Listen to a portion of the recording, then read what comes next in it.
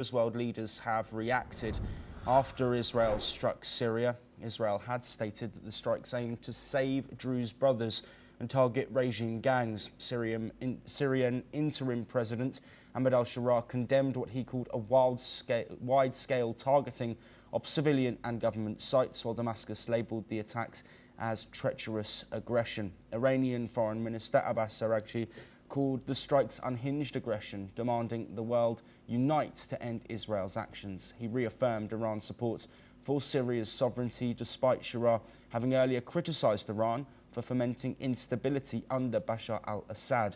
Turkey confirmed that it had conveyed its position to Israel through intelligence channels. Let's have a listen to what the Turkish Foreign Minister Hakan Fidan had to say.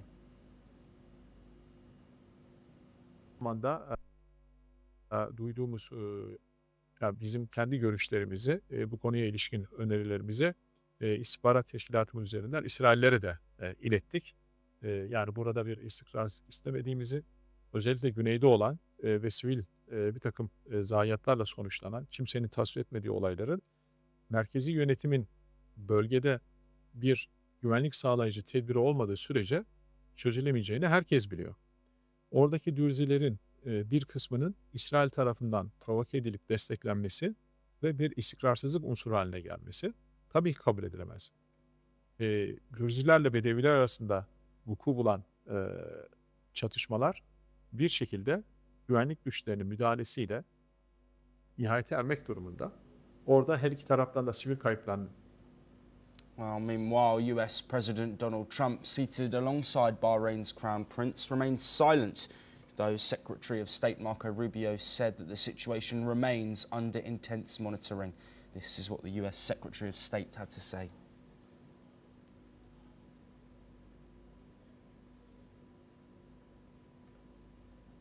Yeah, it's complicated, obviously. These are historic, long-time rivalries between different groups in the south-west of Syria, Bedouins, the Druze community, and it led to an unfortunate situation and a misunderstanding, it looks like, between the Israeli side and the Syrian side. So we've been engaged with them all morning long and all night long with both sides, and we think we're on our way towards a real de-escalation and then hopefully get back on track in helping Syria build a country and arriving at a situation there in the Middle East is far more stable. So in the next few hours, we hope to see some real progress to end what you've been seeing over the last.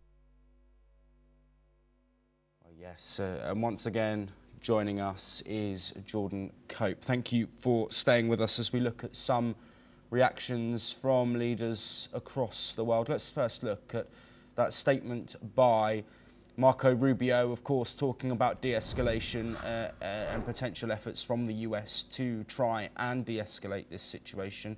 How pivotal is that role from the US amid heightened tensions once again now in another region of the Middle East? Marco Rubio's tone is clearly moderate, clearly trying to emphasize and to ultimately portray this as a misunderstanding because he knows there's a lot at stake behind the scenes. The United States recently undesignated Hayat Tahrir al-Sham, and it obviously does not look good for the United States in the current situation to see members and supporters of Ahmed al-Shara's regime perpetrating what possibly could amount to war crimes and perhaps even ethnic cleansing as well. All of this being said, Marco Rubio also knows that the prospects of a potential security agreement or even normalization between Syria and Israel is at its highest possibility in the many decades that Israel and Syria have had tensions for. And so what Marco Rubio ultimately is probably hoping for is to de-escalate tensions and to see how he can forge potentially a security agreement or normalization between those two countries. The one difficult sticking point that remains to be resolved, obviously, comes to the Druze community and their ability to exercise de facto sovereignty in southern Syria and for there to be a demilitarized zone over there.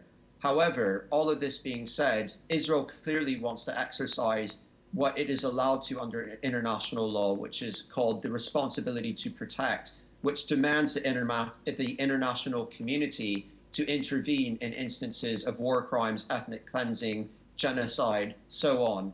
And Israel clearly is the only country right now that has actually made an effort to exercise its humanitarian obligation to help spare the Druze community.